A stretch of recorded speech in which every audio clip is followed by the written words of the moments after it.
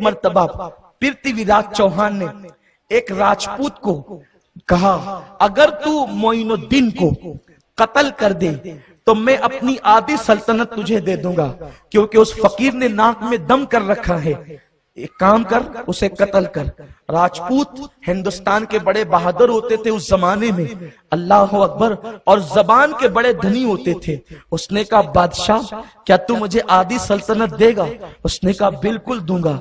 वो गया और एक खंजर जहर में बुझाया और जहर में बुझा करके अपनी कमर में बांधा। हिंदुस्तान का जो पुराना लिबास है, जो तारीख में आता है, मर्द हजरात भी जो पहनते थे वो यहां तक के आता था ऐसे फिटिंग में, और उसके बाद नीचे से ऐसे घेर वाला हो जाता था, जैसे आजकल अभी बतौर फैशन औरतें पहनती है ना। बस ये है कि वो इस तरीके से बिल्कुल गिरा हुआ है, लेकिन वो गिरा हुआ नहीं रहता था, वो घिरा हुआ रहता था। आपको समझ में आ गई होगी कि इस तरह के लिबास, यानी अगर कमर में कोई चीज छुपाई गई हो तो वो आदमी समझ नहीं सकता था, इतना घेर होता था। उसने खंजर जहर में बुझाया। लोग जहर के अंदर खंजर इसलिए बुझाते थे कि अगर मेरा निशाना चूक भी गया और कम जख्म लगे तो ये जो जहर है वो जिस्म में जाकर के मार डालेगा और असर कर जाएगा। इसलिए जब बहुत बड़ी मुहिम होती किसी को कत्ल करने की तो बड़ा जो खंजर है जहर में बुझाया जाता। उसने जहर में बुझाया, फिर आया और उसको बताया पृथ्वीराज चौहान को, देखो ये मैंने जहर में बुझाया है, अब उस फकीर का काम तमाम करने जा रहा हूं, एक बार फिर दोहराएं, क्या आप मुझे आधी सल्तनत देंगे? उसने कहा, बिल्कुल दूंगा, इसलिए कि भारत की आबरू का सवाल है, भारत के लिए हम कुछ भी कर सकते हैं। उसने इस तरह के जुमले कहे, हालांकि भारत के लिए कुछ नहीं कर सकता था, अपनी हुकूमत का मामला था। लोग भारत को सिर्फ यूज करते हैं, भारत का नाम इस्तेमाल करते हैं, वरना भारत के अगर हकीकी मुहाफिज कोई है तो वो ला इलाहा इल्लल्लाह मुहम्मदुर रसूलुल्लाह पढ़ने वाले हैं। लोग किस तरह की बातें करते हैं, हमें लोग सबक सिखाते हैं भारत की हिफाजत का, हमें लोग कहते हैं भारत के तहफ्फुज का, हमें लोग कहते हैं भारत की वफादारी का। हम पूछना चाहते हैं, अंग्रेजों के खिलाफ जब टीपू सुल्तान ला इलाहा इल्लल्लाह मुहम्मदुर रसूलुल्लाह पढ़ने वाला जब लड़ रहा था तो गद्दारी करने वाले कौन थे? गद्दारी करने वाले कौन थे? अंग्रेजों के हाथों में मुल्क को थाली में सजा कर देने वाले कौन थे? हम नाम नहीं लेना चाहते, ये हमारी शराफत है, क्योंकि हमारा मसलक सूफिया है। लेकिन कोई अगर ये कहे कि भारत की वफादारी के लिए फला नारा लगाना होगा और फला नारा लगाना होगा, हम किसी नारे को नहीं जानते। ये भारत हमारा मुल्क है, हम कल भी वफादार थे, आज भी वफादार हैं। अरे लोगों, औरों की राखें तो बह करके कहा लापता और गुमनाम जगहों पर जा चुकी है, हमारी अमानतें इसके सीने में दफन है। जिस मोइनुद्दीन को हम अपनी माँ से ज्यादा चाहते हैं वो इसके सीने में सो रहा है, जिस निजामुद्दीन को हम अपने बाप से ज्यादा चाहते हैं वो इसके सीने में सो रहा है। इतनी कीमती अमानतें इसके सीने में दफन है। भारत से बगावत भारत से नहीं, भारत से बाद में है। पहले मोइनुद्दीन अजमेरी से बगावत है, निजामुद्दीन महबूब इलाही से बगावत है, मखदूम अशरफ से बगावत है, हजरत कुतुबुद्दीन से बगावत है, साबिर कलियर से बगावत है। तो सुनो, अगर हम ख्वाजा के हिंदुस्तान का नारा लगाते हैं हमारे लिए यही काफी है, यही काफी है। और हिंदुस्तान किसी के बाप का नहीं, वो हमारे बाप का है। सुभान अल्लाह, सुभान अल्लाह। ख्वाजा का हिंदुस्तान, ख्वाजा का हिंदुस्तान, फैजान गरीब नवाज, वो हमारे बाप का है। इसलिए कि हमारा बाप आदम अरब जाने से पहले हिंदुस्तान आया था और हिंदुस्तान उसने कदम रखे। ये जो हिंद को आज तरक्की मिल रही है ये हजरत आदम के कदम की बरकत है। उनकी पेशानी में जो नूरे मुस्तफा था उस नूरे मुस्तफा की बरकत है। या सूफिया और गरीब नवाज जैसे लोग जो इसके सीने में सो रहे उसकी बरकत है। वरना जो बैठता है लूटने के लिए बैठता है। ये तो लुट चुका होता अगर गरीब नवाज ना होते, ये तो लुट चुका होता अगर महबूब इलाही ना होते, ये तो लुट चुका होता अगर साबिर कलियर ना होते। इन बुजुर्गों ने संभाल रखा है। हमें नारे ना सिखाओ, हम अच्छी तरह जानते हैं हमें कौन सा नारा लगाना है और हम अच्छी तरह जानते हैं मुल्क की वफादारी। इसलिए कि जब सब बिक रहे थे तो जिहाद का फतवा देने वाला अंग्रेजों के खिलाफ कोई और न था, वो ला इलाहा इल्लल्लाह मुहम्मदुर रसूलुल्लाह पढ़ने वाला फजल खैराबादी था। और ला इलाहा इल्लल्लाह पढ़ने वालों में भी हर कोई नहीं था, ला इलाहा इल्लल्लाह पढ़ने वालों में भी सिर्फ वही थे जो या रसूल अल्लाह पुकारने वाले थे, जो मज़ारात पर जाने वाले थे। वरना हाँ, कुछ ऐसे भी थे, बड़ी माजरत के साथ तल्ख है लेकिन हकीकत है, कुछ 600 रुपये ले रहे थे, कुछ इंडमान जा रहे थे। 600 रुपये लेने वाले वो थे जो आज मुल्क के बारे में गुफ्तगू करते हैं, और इंडमान जाने वाले हमारे असलाफ थे। बहरहाल ये गुफ्तगू बहुत तवील हो रही है, मैं गुफ्तगू को इख्तिसार करना चाहता हूँ। और हज़रत ने उन्वान भी दिया था, लेकिन क्या करूँ, अपने इसी उन्वान पर मैं मुकम्मल तौर पे गुफ्तगू नहीं कर सका और टाइम शॉर्ट हो गया। तो ये कहना चाहता हूँ, हमने कभी भी भारत के खिलाफ, मुल्क हिंदुस्तान के खिलाफ किसी कार्रवाई में हिस्सा नहीं लिया है, और इंशाल्लाह ना हमारे जवान लेंगे। यार, जिनको अपने बच्चों के मुस्तकबिल की फिक्र है, वो क्या किसी की बगावत। जिस कौम की गुर्बत का आलम यह है कि वो अपने बारे में नहीं सोचते, वो मुल्क के तखरीब के बारे में क्या सोचे। जो अपने पड़ोसी के खिलाफ नहीं सोचते, वो अपने मुल्क के खिलाफ क्या सोचेंगे। आप जियो, जीने दो। मोहब्बतें हमने तकसीम की थी, तकसीम कर रहे, तकसीम करते रहेंगे। हाँ, हमने कभी मुल्क को लूटा नहीं। जिन्होंने लूटा, हमने उन लूटने वालों से मुल्क को बचाया, मुल्क को आजाद कराया। काफी मुरादाबादी हमारा सपूत था, जिसने जो है वो अंग्रेजों के दार पर फांसी ली थी। हाँ, वो हमारा वो या रसूल अल्लाह कहने वाला था, वो नात पढ़ने वाला और नात लिखने वाला था। हाँ, इसलिए कोई हमें न सिखाए। और अगर आज मौलवियों की जबानें बिक रही है, तो हम किसी ऐसे मौलवी को नहीं मानते जो शरीयत के खिलाफ बात करें, क्योंकि हमारे यहाँ तो मियार रसूलुल्लाह की जात है। जो उनके मुताबिक बोलेगा वो अपना है, जो उनके खिलाफ बोली बोलेगा अपना है। और आपको भी कहता हूं, पोपट मत बनो, दूसरों की बोली सुनकर के मत बोला करो, बल्कि बुलबुल बनो, अपनी बोली बोला करो। किसी मुफक्किर ने कहा है, तोता कैद इसलिए रहता है कि वो दूसरों की बोली बोलता है, और बुलबुल आजाद इसलिए होती है कि वो अपनी बोली बोलती है। अपनी बोली बोलो, तोता मत बनो, जिसने जो कह दिया हाँ ठीक है, ये भी ठीक है, वो भी ठीक है। हम जमीर फरोश लोग नहीं है, हमारा मजहब अपना मजहब है। हम अपनी माँ को नहीं पूजते, जो हमारी हकीकी माँ है, हम उसको नहीं पूछते, तो जमीन को हम क्या पूजेंगे। हम सिर्फ अल्लाह की इबादत करते हैं। हाँ, लेकिन हमारे रसूल ने सिखाया, हुजूर अलैहिस्सलाम ने सबसे पहली जंग में जो हिस्सा लिया, ऐलान नबुव्वत से भी पहले 14 साल की उम्र में, वो मुल्क के तहफ्फुज़ के लिए लिया। मक्का पर लोगों ने हमला किया था, हुजूर अलैहिस्सलाम ने मुल्क की लड़ाई में सबसे पहले हिस्सा लिया। अपने चचाओं को पत्थर उठा उठा कर देते थे और तीर उठा उठा कर देते थे। हमारे नबी ने सिखाया, जब मुल्क की आबरू पर आंच आ जाए तो हिफाजत करना, ये तुम्हारे नबी की सुन्नत है। तो इसलिए हम मुल्क के गद्दार नहीं, और हमें किसी को कसम देने की जरूरत भी नहीं है, और हमें कस्में उठाने की जरूरत भी नहीं है हम वफादार हैं या गद्दार। इसलिए कि हिंद की सरजमीन पर हमारी तारीख लिखी हुई है। तारीख को मस्क करने वाले तारीख छुपा सकते हैं, लेकिन उसको मिटा नहीं सकते। इंशाअल्लाह फिर वो दिन आएंगे कि हकीकत में हिंदुस्तान को बचाने वाला कौन था, हिंदुस्तान को सजाने। बस इतना अर्ज करूं, अगर हमने लूटा होता तो लाल किला बनाने वाला कौन था, ताजमहल बनाने वाला कौन था, भुलभुलैया बनाने वाला कौन था, हिंद को सजाने वाला कौन था। हिंद को कीमती हीरो से जड़ने वाले हम थे, शाहजहां की शक्ल में हम थे, अल्लाह अकबर, जहांगीर की शक्ल में हम थे, जो है वो तैमूर की शक्ल में हमने वो इमारतें दी है। आज हिंदुस्तान अगर किसी इमारत की वजह से दुनिया के सामने आबरू बना हुआ है, तो वह हमारी इमारत है, जिसे ताजमहल कहते हैं। अल्हम्दुलिल्लाह ताला। तो हमने दिया है, लिया नहीं है, और तहजीब दिए, तमद्दुन दिया है, कल्चर दिया है। और आपको बताऊं, लोग बातें करते हैं हम मुल्क के वफादार हैं, सारे जहां से अच्छा हिंदुस्तान हमारा। ये तराना लिखने वाला कौन था, ये तराना लिखने वाला कौन था, सारे जहां से अच्छा।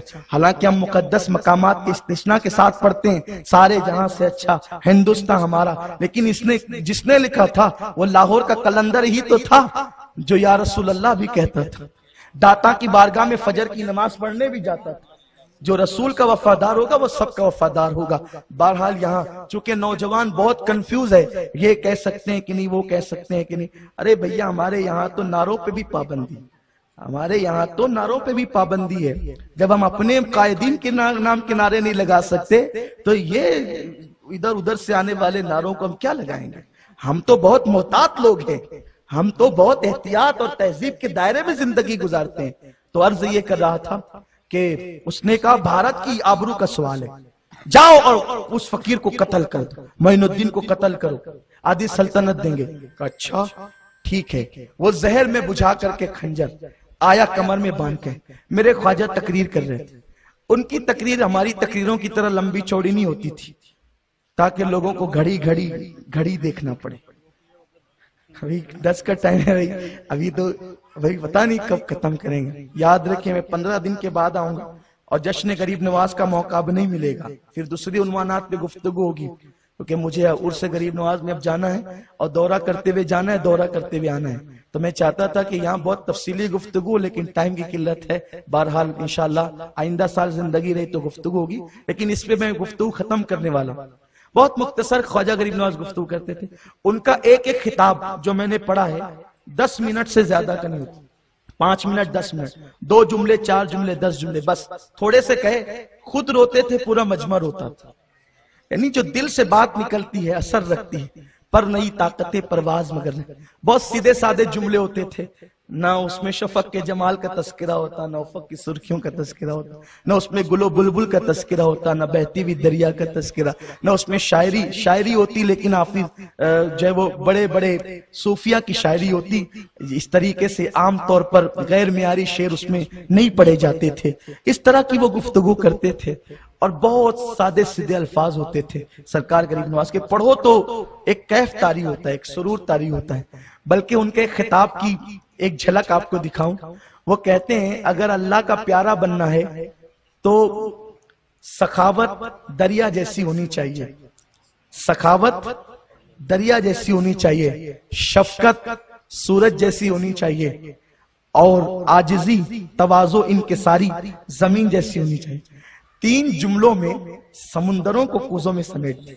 देखिए ये उनकी तकरीर है, उनका खिताब है। यानी सखावत दरिया जैसी, दरिया बहता ही जाता है, बहता ही जाता है, बहता ही जाता है, और हत्ता कि वो समुंदर में जाके गिर जाता है। दरिया को ये ख्याल नहीं होता कि मैं बह बह के खत्म ना हो जाऊं, इसलिए कि बहता दरिया कभी बदबू नहीं मारता, बहता दरिया कभी बदबू नहीं मारता। तो कहते हैं सखावत दरिया जैसी है, जो आए ले जाए।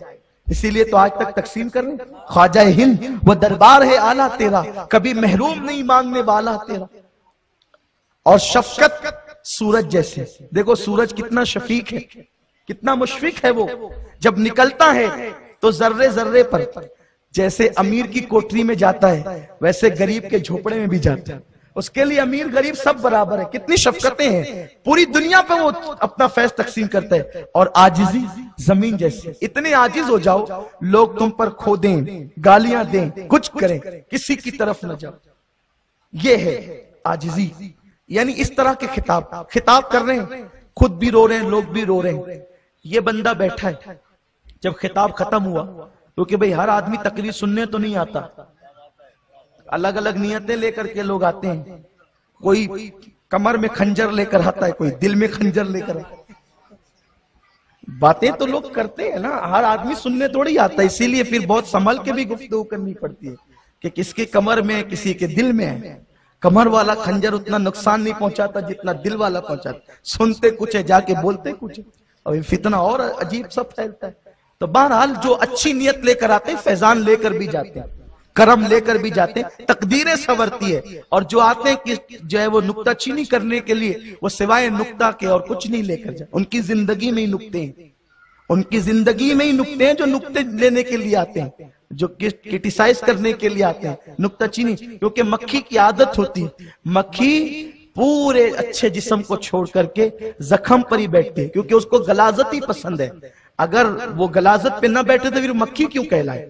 और एक बात आपको बताऊं, देखो 2 मक्खियां हैं, 2 मक्खियां हैं। एक ये तुम्हारे मोहल्ले की मक्खी है जो सिर्फ गलाजत पे बैठती है, और एक शहद की मक्खी है जो फूलों पर बैठती है। जो फूल पे बैठती है वो पाली जाती है, और जो गलाजत पे बैठती है वो मारी जाती है। गलाजत वाली मक्खी ना बनो ताकि लोग तुम्हारा कत्लेआम करें। वो खुशबूदार पसंद करो, फूल पसंद करो और उस पर बैठो ताकि पालना लोगों की जरूरत बन जाए। और फिर ऐसी पाली जाती है कि वो मुंह से जो उगल दे, मुंह से जो उगल दे, कुरान कहता है उसमें अल्लाह ने शिफा रखी है, इसलिए कि वो बैठती फूल पर है। तो अच्छाई पसंद करो, अच्छे बन के रहो, अपने दिल को अच्छा करो, अपने ख्यालात अच्छे करो, अपने जज्बात अच्छे करो, इंसान बनो। इंसान बहुत कुछ बन चुके, इंसान बनो, पहले इंसान बनो, बाद में सब कुछ बनना। तो वो सब खिताब खत्म हुआ, लोग मिल मिलकर जाने लगे। गरीब नवाज ने कहा, अरे भाई साहब, सबका काम तो हो गया, सब अपना काम करके जा रहे, आप भी अपना काम करो, जल्दी से अपना काम करो। ओहो, जुमलों में ऐसी चाशनी थी, खंजर लेकर आने वाले के लिए ऐसे प्यार की गुफ्तगू।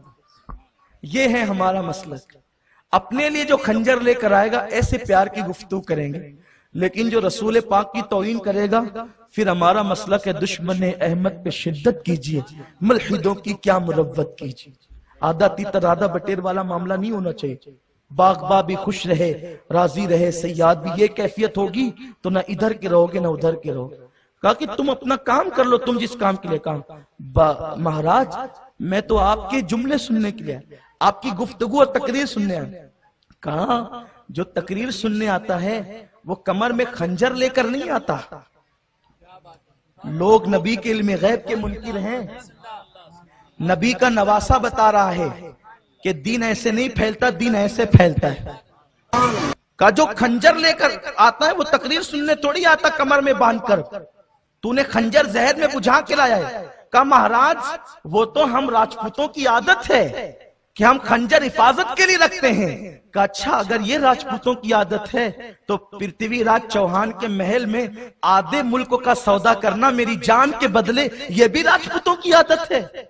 बता, अभी तू जो आधे मुल्क का सौदा मेरी जान के बदले करके आया है, क्या तू न था? तुझे मेरी जान के बदले आधी सल्तनत देने की बात न की गई? उसके तो पैर और हाथ थर थर कांपने लगे कि ये कौन सा मर्द है। मैं और पृथ्वीराज के सिवा किसी को ये बात नहीं मालूम है, यहाँ बैठे बैठे कर रहा है, तो जाहिर सी बात है फिर हकीकत तो हकीकत होती है। उसने खंजर निकाला, कहा बड़े महान है, ये खंजर मैं बहुत महान आदमी को कत्ल करने के लिए लाया था, मुझे माफ कर दीजिए। या तो एक काम करें, बेहतर ये होगा ताकि मेरी रूह को शांति उस वक्त मिलेगी, आत्मा को शांति उस वक्त मिलेगी जिस वक्त इसी खंजर से मुझे कत्ल कर दिया जाए, ताकि लोगों को पता चल जाए कि अच्छों को कत्ल करने के लिए आने वालों का अंजाम क्या होता है। मेरे ख्वाजा ने कहा, अल्लाह के बंदे, मैं लोगों को कत्ल करने मारने नहीं आया हूं, मैं लोगों को जिंदगियां बख्शने आया हूं, मैं लोगों को जिंदगी देने आया हूं। मेरा मजहब लोगों को मारना नहीं, लोगों को जिंदगी देना। इसीलिए तो देखें 90 लाख को कलमा पढ़ाया, एक बंदा भी कत्ल ना हुआ, एक बंदा तो बंदा, एक परिंदा भी कत्ल ना हुआ। 90 लाख को कलमा पढ़ाया, इस शान से दिलों को जीता। लोगों आओ दिल जीतो, लोगों आओ मोहब्बत आम करो, प्यार आम करो, मोहब्बतों की सौगात आम करो। प्यार दोगे तो प्यार मिलेगा, मोहब्बत दोगे तो मोहब्बत मिलेगी। हमारे औलिया का पैगाम यही है, बुजुर्गों का पैगाम यही है। उसने कहा मुझे कत्ल कर दे, फरमाया मैं मारने नहीं बल्कि जिलाने आया हूं। आप फरमाते हैं जा, तुझे माफ किया, लेकिन आइंदा ऐसी हरकत नहीं करना, अब जा। आइंदा ऐसी हरकत करेगा तो सख्त सजा दी जाएगी। उसने कहा महाराज अब मैं नहीं जाता, आपके अखलाक देखकर, किरदार देखकर मैं भी कलमा पढ़ के मुसलमान होता हूं। आप मुझे कलमा पढ़ाइए, मैं मुसलमान हूं। आपने उसको मुसलमान किया। जब वो मुसलमान हो गया तो मेरे ख्वाजा ने फरमाया, मांग क्या मांगता है, मांगो क्या मांगते हो। क्यों? इसलिए कि मेरे आका अलैहिस्सलाम फरमाते हैं, मेरी उम्मत के वो नूरानी चेहरे वाले जिनको देखकर खुदा याद आए, उनके पास पहुंचो तो हाजतें पेश करो, उनके सदके में अल्लाह तुम्हारी हाजतों को पूरी फरमाएगा। कब मांग क्या मांगता है? उसने कहा जब आलमे कुफ्र में था तो मैंने सुना था कि मुसलमानों का काबा बहुत खूबसूरत है, तो मैं चाहता हूं कि काबा देखूं और हज करूं। फरमाया जा तू हज करेगा। का एक मर्तबा नहीं हुजूर, मैं चाहता हूं कि 45 मर्तबा हज करूं, और एक रिवायत के मुताबिक 70 मर्तबा हज करूं। मेरे ख्वाजा ने कहा जा तू 45 मर्तबा हज करेगा या 70 मर्तबा हज करेगा। कहा हुजूर इतना ही नहीं, मैं ये चाहता हूं कि मैंने ये भी सुन रखा है कि जो मक्के में मरते हैं वो बड़े अजीम होते हैं, तो जब आखिरी हज के लिए जाऊं तो मक्के में ही मेरा इंतकाल हो जाए। फरमाया जा मैंने तुझे वो भी अता किया। देखा जान लेने के लिए आने वाले पर कितने इनामात की बारिश है। हमारे बुजुर्गों ने यूं दीन की खिदमत की, वमा खलक़तुल जिन्ना वल इंसा इल्ला लियाबुदून। ये है इबादत का हकीकी मफहूम कि अल्लाह के बंदों का दिल इस तरह जीतो। अल्लाह हम सबको तौफीक अता फरमाए।